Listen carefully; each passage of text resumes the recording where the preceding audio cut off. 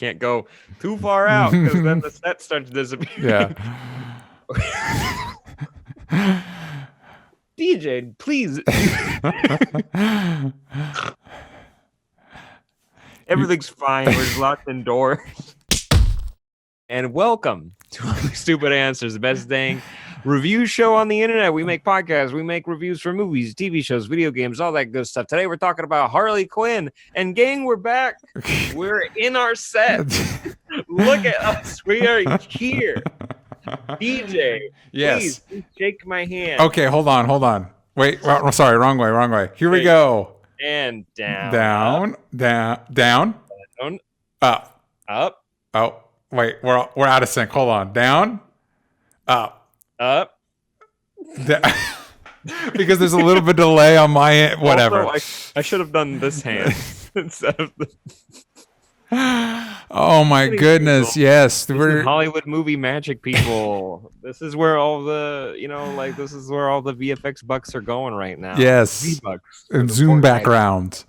For Zoom backgrounds, gang. Thank you. Welcome. Let's talk about Harley Quinn. Enough of our jokes. Let's talk about their jokes. Today we're talking about Batman's Batman. Quickie synopsis: awakening from his coma to find Gotham in shambles, Bruce Wayne jumps back into the Batsuit immediately, but his ego writing checks his body can't cash. Meanwhile, Two Face attempts to forge a criminal alliance with Bane, as they're the only two big bads left in Gotham's criminal underworld. Very good episode. Yes, very enjoyable. Right off the bat, just to kind of, because it's how they bookend this episode. I personally was a big fan of the hating Snyder Cut. The Snyder Cut crowd. Because also those whatever you want to see a Snyder Cut, HBO Max is coming out soon. There's no possible way they're not going to release a director's. There's no way. Ben Meckler, most credible reviewer out there on Twitter. Go look. He's been viewing the director's cut. Go check him out. He's got great reviews as well. Any hoozles, the whole dig at the Snyder crowd as well as Last Jedi, that was pretty solid. Yeah, it was pretty good, and it only pales in comparison to some of the digs that Doom Patrol was able to get at the DC Universe watching audience. Yeah, which is great because it's like, hey, we only have such a small crowd. Let's really start thinning the herd. Yeah. Let's antagonize them some more. Well, no, hey, you know what? If you don't want. You get to choose sometimes you don't get to choose what audience you have, but if there's little trolls in there and you want to try to fleece them out, you want to get them out of there, that's totally fine, man. Do your thing, because those are some of my least favorite people on the internet. Some of. There's some stiff competition out there. Yeah, for worse. And don't worry, all of you lose, regardless. But I did like the intro and also just the whole point of view of just like the criticisms about Harley. She's like, she's a Mary Sue, she can do whatever she wants. And it's like about Rey and Star Wars and all that garbage, and it makes me tired. Yes. But this was just the right amount. Also, the pitch of there's no Harley Quinn in this episode of Harley Quinn. It's just a Batman episode because he wakes up out of his coma. It's like, oh, cool. Yeah. All right, I'm on board. And also the kind of dig at DC Universe as well. All of it's very credible, and it felt very smartly written, not just in the sense of like understanding their own audience, but understanding internet culture and like the streaming community right now. Like, sure, they don't know what's happening now, but it is prior to world going underground. That is how we behave. Exactly. And also with obviously animation has a little bit more of a lead time, but it's frustrating that a lot of that stuff is still relevant. But anyway, I also have got to say, because as you mentioned, this is an episode that primarily focuses on Batman coming out of a coma and trying to get back in the game. Between this and the Lego Batman movie, I really, really enjoy anytime the writers can like dig into Batman a little bit, because he's an enduring character. He can take it. He can take a little bit of ribbing. You know what I mean? Yeah. 2 movies out of 37. You can have 2 of them that make fun of him. That's totally okay. And him being such a baby and Alfred having to be this like petty parent that's able to kind of he's the only person that's safe enough to take digs at Batman and Bruce. I do like seeing Jim Gordon back on his feet to a degree. He's still absolutely exhausted, but also I did want to look up the macaroni because he looks like an Adam West villain, an Adam West Batman villain, but I couldn't find anybody that popped up like immediately when I searched when I was watching the episode. Like I do like Macaroni. Like I want to say like an episode where like Liberace guest starred on Batman 66, but I know he did guest star and it wasn't something like Macaroni, but it feels like that would be the energy we would be going for. That's like. Well, I actually want to watch that episode. Yeah. Cool. It's probably on DC Universe. But we also get revisit something that I've been kind of missing in the past few episodes, which is Barbara Gordon's Batgirl, and we get to stop in on her. And I like the balance they strike there because she's really capable and she's fun and she's charming, but she also has aspects that are kind of lame. Like every time she like whips out her phone to be like, "Hey, I'm doing this," it's like, "Oh, you have room to grow." You're not fully formed right off the bat. You know what I mean? I would be so on board. Also, the whole time I was like, wait, Kaylee Cuoco's doing both of them, and I forgot that you mentioned when she first appeared that Kaylee Cuoco's real life sister is the voice actress for Barbara Gordon, aka Batgirl, and Brianna the sorority Cuoco. girl. The sorority girl vibe for Batgirl is a fun take, just because superhero men and women, they're never like ditzy, or if they're guys, they're never like himbos. They're just like they're just like all very capable individuals, which is what you want from a hero. But I do like the idea that it's just like, no, she's capable, but like she is kind of ditzy at the same time. I don't know how she's such a good fighter, but also I don't care. It is a cartoon. Yes, it is a cartoon. I'm okay with her not being the world-class fighter or understanding why she is that way. Yeah, I think my only criticism with Batgirl, Brianna Cuoco's performance is really great, but it does sound so much like Kaylee Cuoco that it's kind of distracting. It's like, wait, you know what I mean? Like, just because they sound so much alike, but I think her performance is really good. And we said it before, but that version of, I can't remember if that costume wasn't her Batgirl's first costume in the New 52. She had a more traditional like armored costume, but somewhere between New 52 and Rebirth, that was her, Batgirl of Burnside costume, and it's my favorite. And now it's like fully, she had like the pieces of it the first time we saw her, but now it's like fully formed, and I really like it. I'm glad that that's what they're running with, because it adds it contributes to like the colorful energy that this show has. By the way, I usually think belts are kind of stupid on superhero costumes, like loose belts, like one that's at the top of the hip, and then one that's at like their knee. But on her costume, I'm like, no, that's cool. Also, it's like, have fun. I don't care. It's the apocalypse. Have a good time. By the way, does it look like, here, say something agreeable and I will nod with you. Say something. I like Batgirl's costume. Oh, I agree. Yes. Oh, yes. Oh, yeah. Again, let's have another handshake. Okay, hold on. Let's give this a try. And you tell me where. Down, up. That's good. Yeah, there we go. We did it. Congratulations to us. But hey, speaking of a partnership, let's talk about Bane and Two Face. Poor Bane. But also glad to see more Two Face. Poor Bane, though. Yeah. Two-Face. Get it? Because you're like the shadow to me. You're in my shadow. I was born in the shadow, but I really like that. I've said it before. I like this take on Bane, and when it's weird to be in a position where like when Bane's beating Batman, you're like, you go, Bane. Good job, Bane. Yeah, you deserve this. You assert yourself, Bane. I really wanted to see him pummel Two-Face into the dirt. There's still episodes for that. Yeah, and I did like, it's Baneton, like Plankton. It's like, no one's going to remember it that way.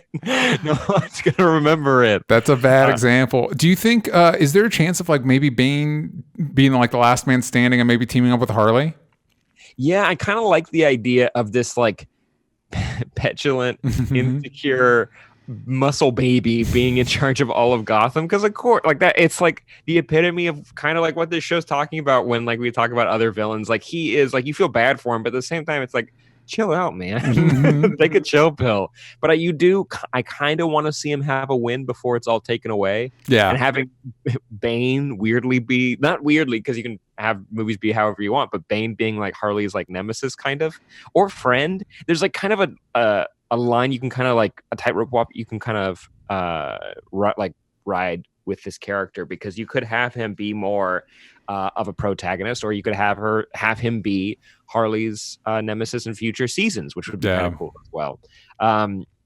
also, like, I just want him to have more wins personally by the end of the season. Agreed. I don't want him to die in like a sad way that makes me feel bad for him. But, like, I don't know, Bane's a cool character. And even like, I really liked recently Tom King's Batman run. I liked what he was doing with Bane. And I also just seeing how capable he is. While he is strong, he's like a criminal mastermind. And in this, he's the opposite. He's just a beefcake, and he's got a big old heart, of gold. He does have a big old heart of gold. I would, I don't know. I think personally, I'd like to see him have a win, and it would be interesting to see him be the kingpin of Gotham for like a second before it's all taken away. It's like when Creed became the manager of Dunder Mifflin for like that one episode in The Office. Did you ever watch that late in the show? No, I think at that point I'd jump ship. By the way, just watch you can go ahead and look up the intro, because the intro is the funniest part about the changes he immediately makes to The Office. That's some of the strongest back half of The Office humor. It's very, very good. Nice. I will say, as far as this episode goes, one of my favorite gags is the kid with the Batman action figure. And then when he sees Batman defeated, he sets it down and then immediately grabs a Two-Face machine gun and walks away. I shouldn't have taken a drink there. Yeah, no, I did like that. I like that bit as well. Boy, howdy. I'm glad that Bane got a win with Batman. I thought that was pretty great. And I did like the costume. It felt very like you could definitely throw like Azrael in here right now if you wanted to, like Nightfall, or you could throw in there's a million other versions of that character and like Batman side characters you could add here. But I did like that costume a lot. And I'm glad that Bane didn't like break his back. Yeah. So I was like, I'm gonna break the bat. And I just like instead that he like really like mutilated him. His legs are like broken pieces of spaghetti. Yeah, it's one of those like it's one of those like things where on the one hand it's easier to recover from than a broken back, but visually it's more visceral. Like, of course you hate like in like John Wick or other like hand-to-hand action scenes when you see someone get like dropped on someone's knee, you're like, that sucks. This is upsetting. And him getting strung up and like beaten and stuff, it's like, wow, Batman, you bad move, dude. And it just highlighting his incompetence every once in a while is reassuring. Well, and also his ego, like he just can't sit it out. Of course, because he's Batman. Yeah. People were like, how does he always win? He's like, because he's Batman. But also in this case, it's like, yeah, he's Batman. It sucks sometimes. Yeah. And that there's no other heroes anywhere. I hope that he kind of goes on a mission possibly to go find out where those people are. He doesn't have to be the focus, of course, because I still want it to be like Harley's show. Yes. But you are there. I like the new element that he came back pretty quick into this season. So I'd like to see how that unfurls, and maybe him teaming up with Harley and Poison Ivy, which would be interesting. Definitely. And maybe going on the hunt for the heroes, or possibly there's got to be like maybe a race to the finish line between like Two-Face and Bane, looking for something that kind of lets them keep their power, or Harley and Batman teaming up to be able to retake Gotham in some way or reform it. You know, like I feel like we're going to get like two different camps, and it's just going to be like a race to the finish kind of thing, or at least to some point in this season. Yeah. But what about you? That makes sense to me. The one thing I couldn't quite figure out was when Two-Face gives Bane a hole in the ground. Yeah, that's where he was born. Remember in the Dark Knight Rises. So it's a reference to Dark Knight Rises, is the pit in the ground. Yeah. That It's just the look is a hole in the ground. Yeah. It's what you've always wanted. No, I love it. Yeah, I think at some point, Joker will have to return. I think at some point we'll have to deal with getting everybody out of the Queen of Fables book.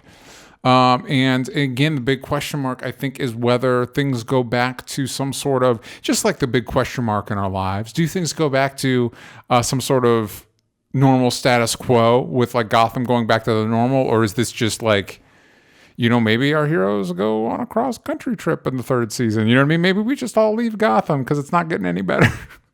Ooh, here's a pitch for you. What if we do like a reboot a la The Good Place? Not spoiling anything, but if you had like a reboot where I love in comics sometimes if it's done well, where like they rewrite the heroes or villains' personalities to have like mundane jobs, but everyone's like, then all of a sudden they start waking up. Yeah. Like that kind of thing. Or like they have to go on a hunt to like reactivate certain heroes. That could be kind of fun if you like rewrite reality, because at this point there's no like heroes or villains left. It's it's like a handful. It's not that many people. Condiment King somehow made it through the cracks. Good for him. Mm-hmm. But if they like rewrote reality, had Superman just be Clark Kent, or like Batman just be Bruce Wayne, and slowly they start reactivating them, and you kind of see how you are left with the choice of, do you let the world be a normal, boring world, or do you start reactivating it so you can have a more interesting life? I don't know. Could be fun.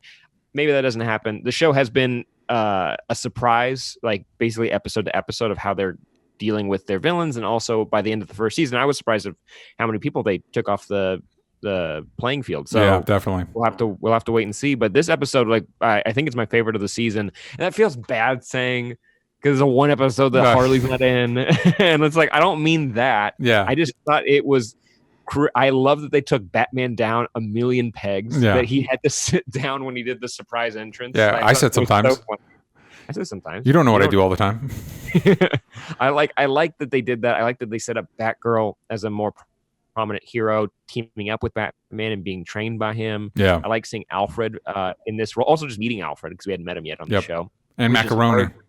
And Macaroni. Yeah. I'd love to see more of him. Little bummed we didn't get any Robin. I'm interested to see if Robin factors back into this. Where is he? And how good question. Doing? What's he up to? And how he factors in with Batgirl. But Sam, what would you rate this episode? I'd give it a solid I'd give it like a solid 9 out of 10. I really liked it. Nice. I really enjoyed it. I would give it an 8.5. I also think this is one of my favorite of the season, and I'm very excited to see where everything goes. Awesome. Well, gang, let us know what you thought of the episode in the comments down below. Make sure you tune back in every Friday, as well as other days of the week, because we do other videos. So check those out. We've been doing a rewatch of the Marvel Cinematic Universe. It's been a blast and a half. Please go check that out. And also get all this content early over at patreon.com/onlystupidanswers. You can join for as low as $5 a month to support the show. Times are tough right now, we understand, but we have a really cool community and we wouldn't want you guys to miss out. So like, subscribe, do all the good stuff. We'll see you guys next time. Bye-bye.